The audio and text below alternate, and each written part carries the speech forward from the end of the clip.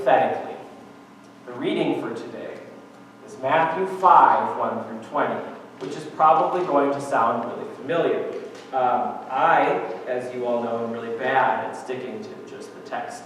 So I put Luke 6 because this is the same passage, sort of, but Luke's version of the event.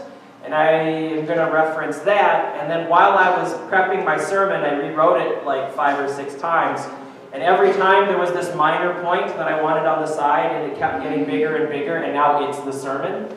So this should be fun. So I'm going to read through this rather long chunk of Matthew, but I'm going to guess that a lot of this is familiar to many of you. When Jesus saw the crowds, he went up the mountain, and after he sat down, his disciples came to him. Then he began to speak and taught them, saying, "Blessed are the poor in spirit, for theirs is the kingdom of heaven. Blessed are those who mourn, for they will be comforted. Blessed are the meek, for they will inherit the earth. Blessed are those who hunger and thirst for righteousness, for they will be filled. Blessed are the merciful, for they will receive mercy. Blessed are the pure in heart, for they will see God. Blessed are the peacemakers, for they will be called children of God. Blessed are those who are persecuted for righteousness' sake, for theirs is the kingdom of heaven. Blessed are you when people revile you and persecute you and utter all kinds of evil against you falsely on my account. Rejoice and be glad, for your reward is great in heaven. For in the same way they persecuted the prophets who were before you. You are the salt of the earth. But if salt has lost its taste, how can its saltiness be restored? It is no longer good for anything, but is thrown out to be trampled underfoot. You are the light of the world. A city built on a hill cannot be hid. No one, after lighting a lamp, puts it under a bushel basket, but on the lampstand, and it gives light to all in the house. In the same way, let your light shine before others, so that they may see your good works and give glory to your Father in heaven. Do not think that I have come to abolish the law or the prophets. I have come not to abolish, but to fulfill. For truly I tell you, until heaven and earth pass away, not one letter, not one stroke of a letter, will pass from the law until all is accomplished. Therefore, whoever breaks one of the least of these commandments and teaches others to do the same will be called least in the kingdom of heaven. But whoever does them and teaches them will be called great in the kingdom of heaven.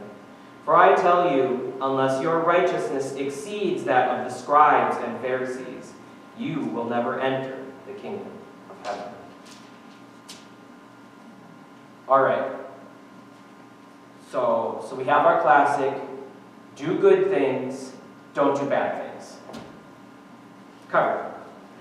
Now, I just want to do a real brief look at that Luke 6:17, because in Matthew, we have this whole big chunk called the Sermon on the Mount, which is what this is the beginning of.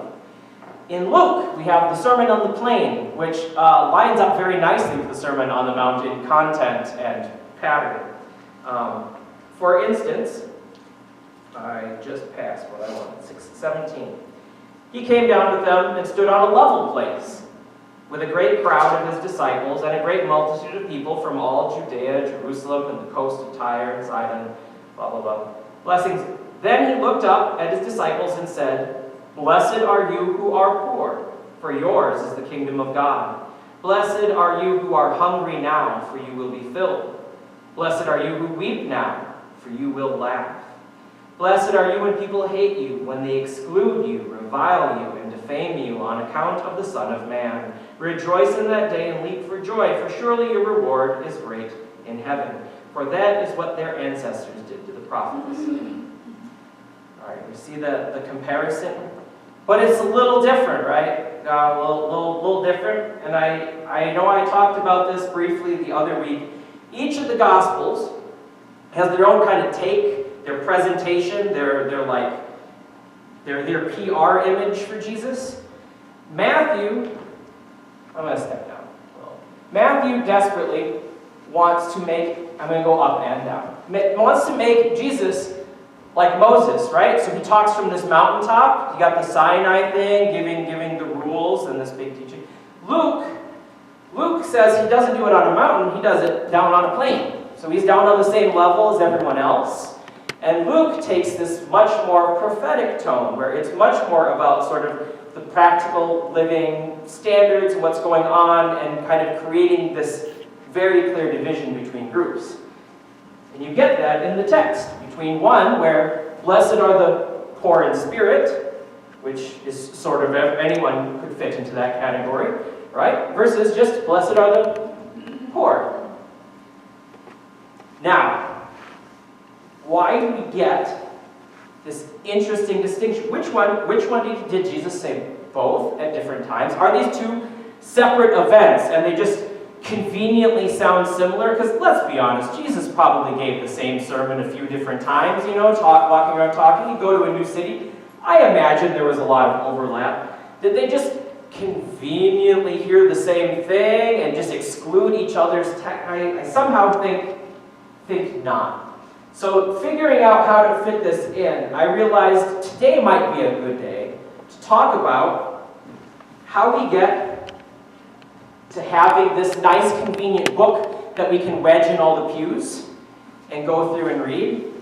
Because the process, the reason for these distinctions, for these one, has to do a lot with how we go from having a bunch of individual people talking and reading and experiencing the divine, walking around with Jesus, hearing God's voice, to having this nice compiled book. So this book that you all have in front of you or next to you in the pews contains a collection of books, right? We refer to them as books because originally they were all individual documents, right? That somebody just made into really tiny print and stuck in a very thick binding. Now the one that we have here, this particular collection, this particular arrangement and list of books dates back to the 1500s. So Bibles in Europe, I'm going to specify, in Europe, Bibles before 1500 had more texts in it than this. And still today, you can find those. Mine, actually, here that I'm reading from, contains a whole big section. Let me see if I can find the beginning and end of it. Contains a whole big section right about there. That is not in this. Okay?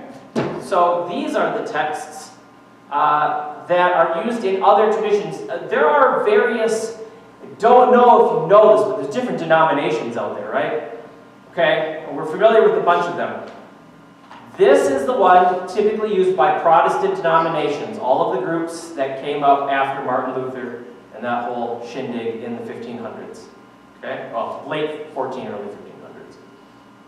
But the Roman Catholic Church uses an increased number of texts. The Eastern Orthodox Church, so like Greece and the Russian Orthodox Church and like a bunch of the stuff over on that edge, they have a few more than the Roman Catholic Church. You go all the way to the far extent of this to Ethiopia. The Ethiopian Orthodox Church has a whole bunch of books that nobody else uses in their canon list.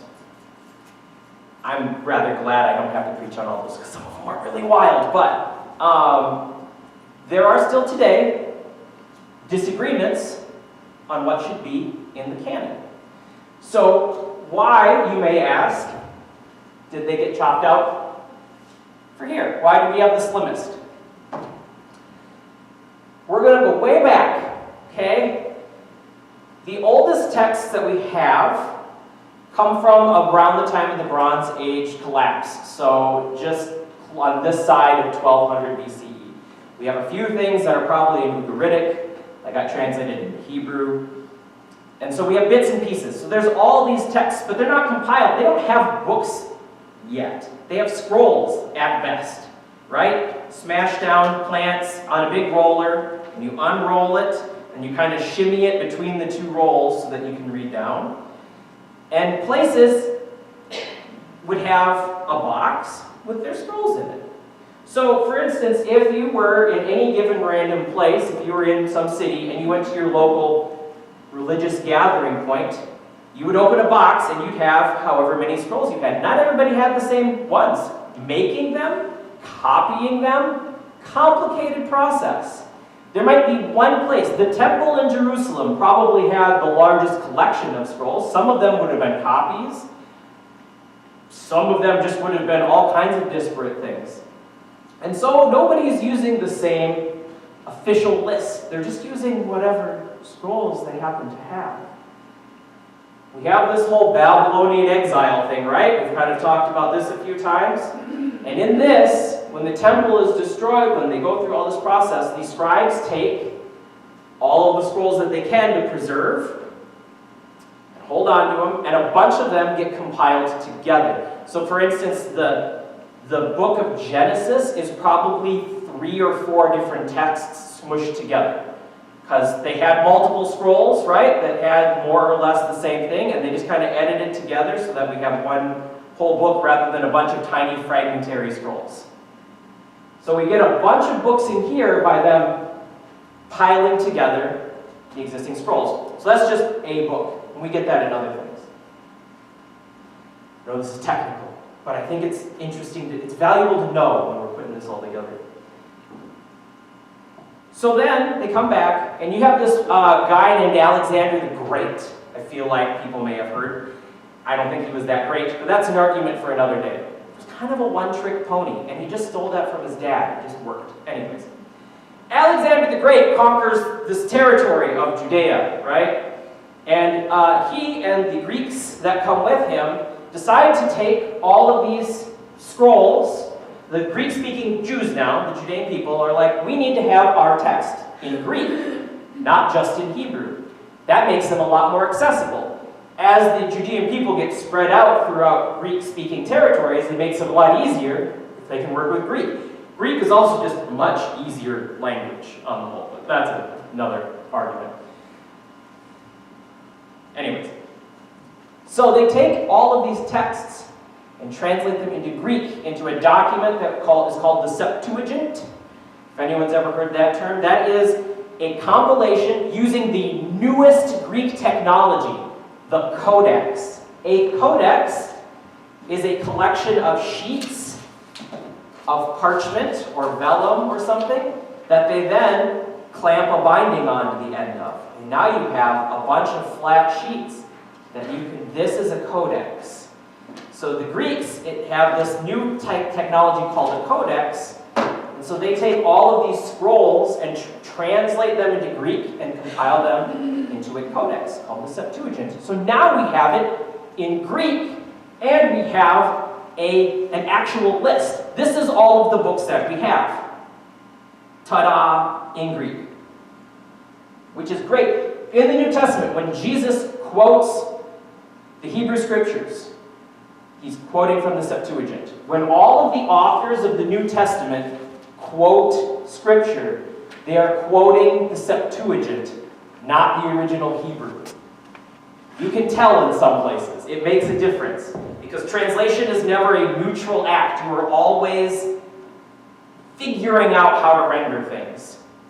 So, we have the Septuagint. In 70, so we have a canon, an official list, sort of. It wasn't official, like the temple in Jerusalem didn't use the Septuagint as its official list. But hypothetically, all of the synagogues around, all of the various people had a collection with a list of books.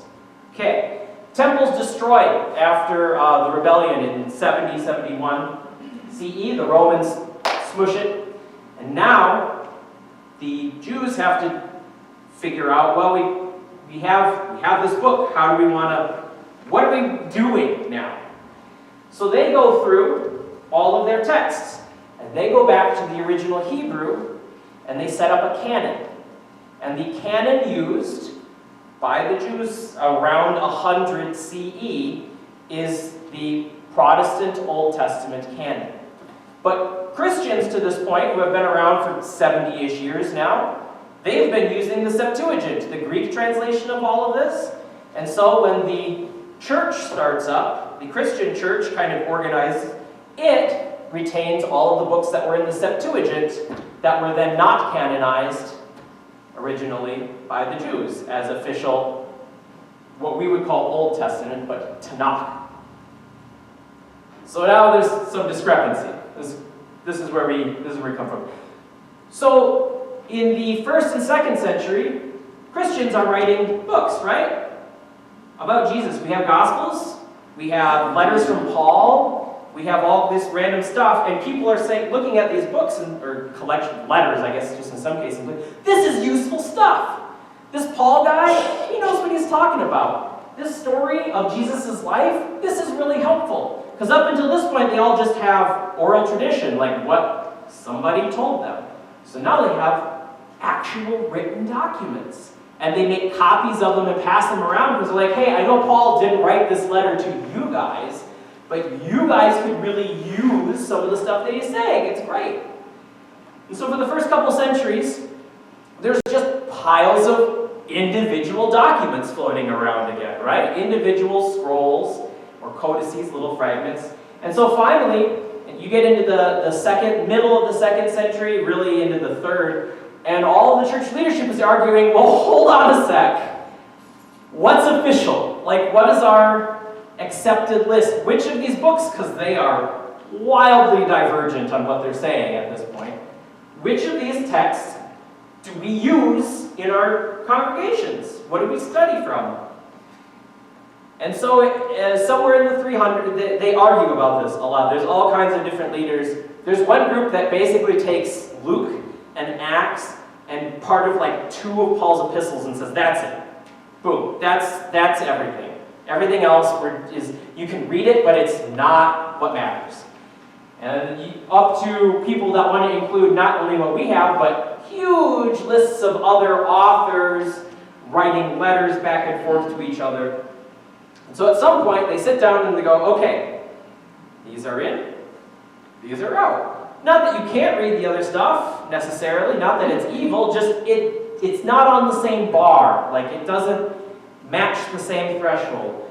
And so then, you get what we would now call the New Testament, these official lists. But it has the books that the Jewish people cut out, because we were using the Greek. Anyways, so in that process, you have people writing these individual texts.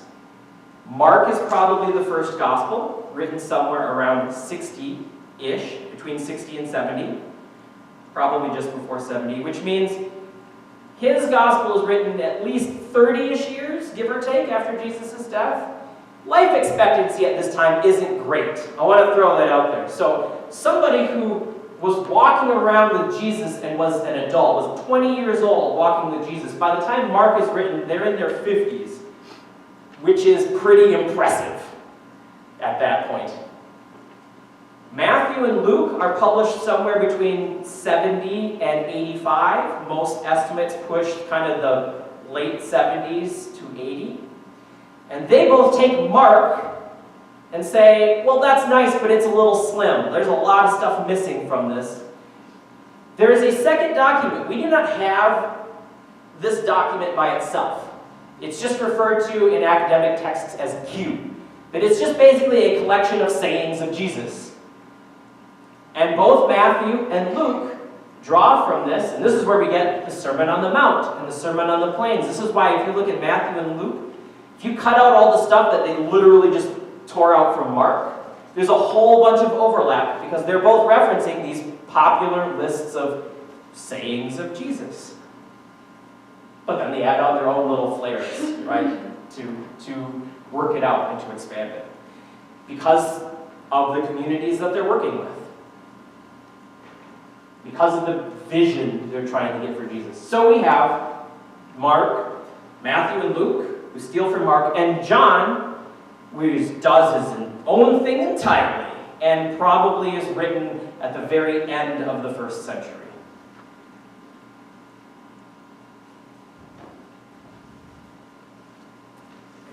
So now we have this book in front of us. After hundreds and hundreds and hundreds of years of people arguing, of people putting together texts, compiling. Like I said, Mark might have been an original composition, but Matthew and Luke are both compiling Mark and Q and their own, just like the ancient Hebrew scribes pulled together a bunch of texts to make Genesis, some of these others. This is a complicated, time-intensive, organic process of people figuring out what matters. Now, what is the point of all of that today? I think it's important when I am looking at this text, when I am trying to figure out what matters in here, when I am trying to figure out how to live it out, how to interpret what I'm handing off to people.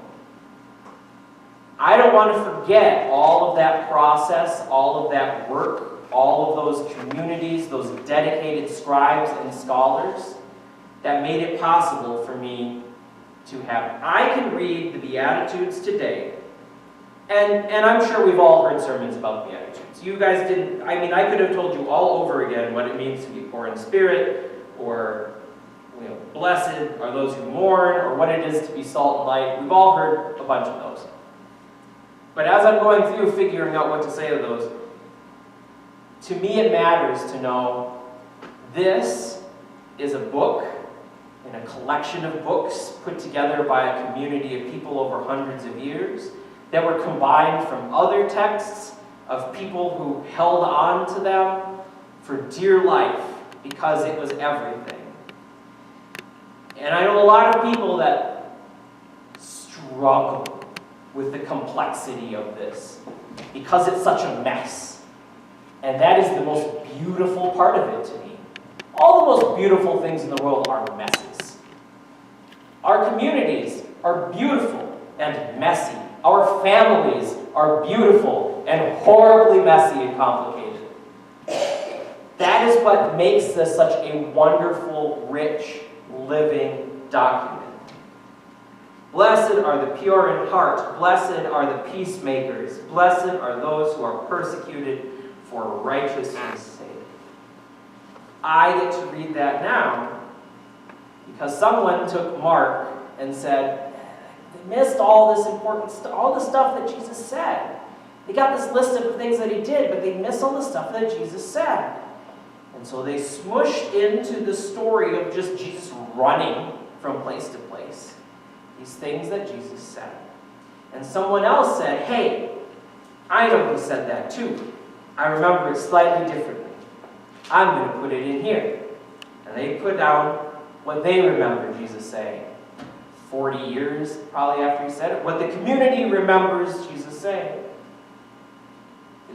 Did he say one of them? Did he say both of them? Did he say some third thing that was like sort of close to each of them and they're both? I don't know that it matters. Because I don't think the discrepancies are the point. There are a lot, I know people who say the Bible never contradicts itself. Yes, it does. Constantly. Constantly. That's okay, because it's messy. But you go through all of this, it says the same kinds of things over and over again. It just uses different words. It's still pretty clear what's expected, what's desired, what's wanted. And in literally thousands of years of people cutting and pasting different texts together to give us interesting, meaningful stories to teach from and learn from.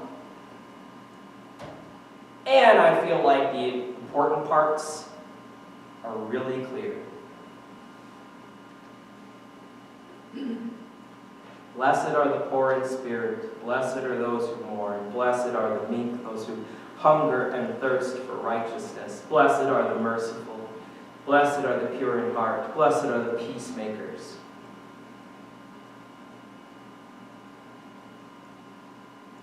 Yeah.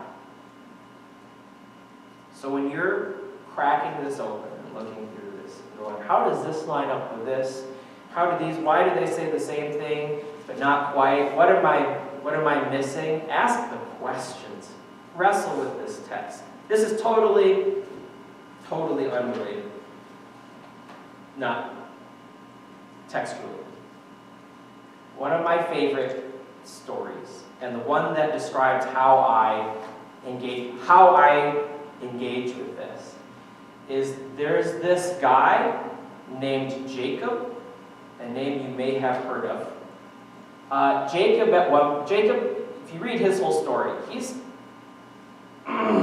name means deceitful, and it fits him pretty well, by the way. But at one point, he is alone for the night, and it talks about him wrestling with God, with an angel. And they fight until dawn, and at one point, God even tries to pop his hip out of his socket, and God fights dirty. But Jacob still wins.